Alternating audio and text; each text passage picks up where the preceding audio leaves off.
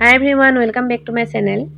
আজি মই আপোনালোকৰ আগত এটা সুন্দৰ টিপছ শ্বেয়াৰ কৰিবলৈ আহিছোঁ আৰু ভিডিঅ'টো শেষলৈকে চাব বুলি আশা ৰাখিলোঁ। আৰু ভিডিঅ'ৰ শেষত কমেণ্ট কৰি জনাব কেনেকুৱা পালে ভিডিঅ'টি। আৰু এয়া দুটা দেখিছে আচাৰ বটলৰ মুখনিখন ইতিমধ্যে বেয়া হৈ গৈছে, টিনৰ আছিলে। সেইকাৰণে এইকেইটা মই আকৌ কামত লগাম এতিয়া। চাওক কেনেকৈ কি কৰি আছোঁ। এইখিনি লৈছোঁ মই ফলা ঊল, আপোনালোকে গোটা ঊল ব্যৱহাৰ কৰিব পাৰে। ফলা ঊল আঠা লগাই মই ইয়াত লগাই দিছোঁ। এটা ধুনীয়াকৈ বাউণ্ডেৰী নিচিনা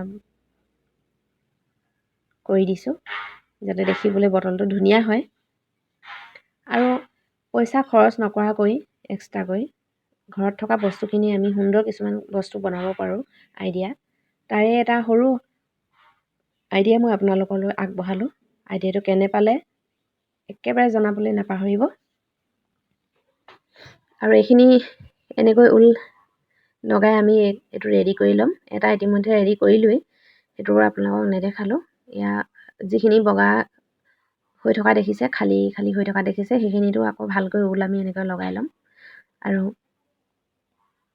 অলপ দেৰি এনেকৈ ৰাখি শুকাবলৈ দিব লাগিব। এইখিনি সুন্দৰকৈ তেতিয়া লাগি যায়। আৰু এইটো মই নিজে আগতে এবাৰ এক্সপিৰিয়েঞ্চ কৰি লৈছোঁ, তাৰপিছতে আপোনালোকক দেখুৱাইছোঁ যাতে সঁচাকৈ বস্তুটো ভাল হয়। তাৰপিছত আহিলে আমাৰ শিলগুটি ৰং কৰা কামটো। আৰু শিলগুটি ৰং নকৰিলেও কিনিবলৈও পায় আজিকালি কালাৰিং, কিন্তু পইচা যিহেতু খৰচ নকৰোঁ, সেইটো কাৰণে ঘৰতে থকা আগতে যিবোৰ ফেব্ৰিক ব্যৱহাৰ কৰোঁ কাপোৰত ফুল কৰিবলৈ, সেইখিনি তাৰে কিছুমান ফেব্ৰিক মোৰ ডাঠ হৈ গৈছিলে। সেইটো কাৰণে পানী এটোপাল লগাই ল'লোঁ তাতে। আপোনালোকে নতুন যদি ফেব্ৰিক ইউজ কৰে তেতিয়াহ'লে পানী মিক্স নকৰিলেও হ'ব।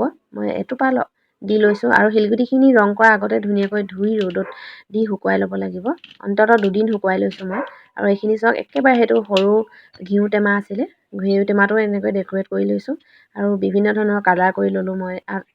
হালধীয়াটো যিহেতু বাউণ্ডেৰী লাইনত আছিলে, সেইটো কাৰণে হালধীয়াটো তাত দি দিলোঁ। ঊল হালধীয়া আছিলে যেতিয়া, তাতো হালধীয়া এটা দি দিছোঁ। কেনেকুৱা লাগিছে জনাব।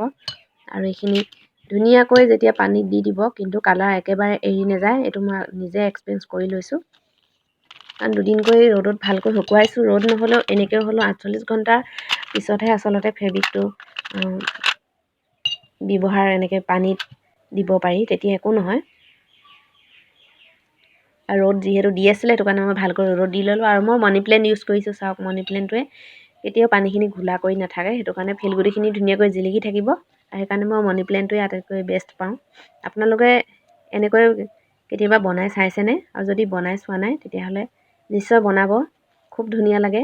আৰু এইখন আছিলে তলত আগতে কেক অনা বৰ্ড আছিলে আগৰ পুৰণি, তাতে মই এতিয়া থৈ দিছোঁ সদ্যহতে, থৈ আপোনালোকক দেখুৱাইছোঁ। আৰু এইটো নেক্সট মই 3টা বনাইছোঁ। এইটো একেবাৰে শেষৰটোতো মই মানি প্লেণ্টে দিম, কিন্তু সেইজোপা মানি প্লেণ্ট অকণমান ডাঙৰ জাতৰ, যিজোপা আমাৰ গছত বেছিভাগ হয়। চব ফাইনেল লুকটো আপোনালোকক দেখুৱাইছোঁ, কেনেকুৱা দেখিছে জনাব।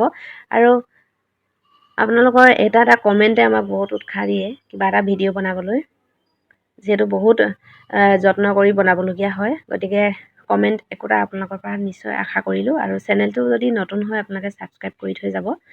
Bye bye.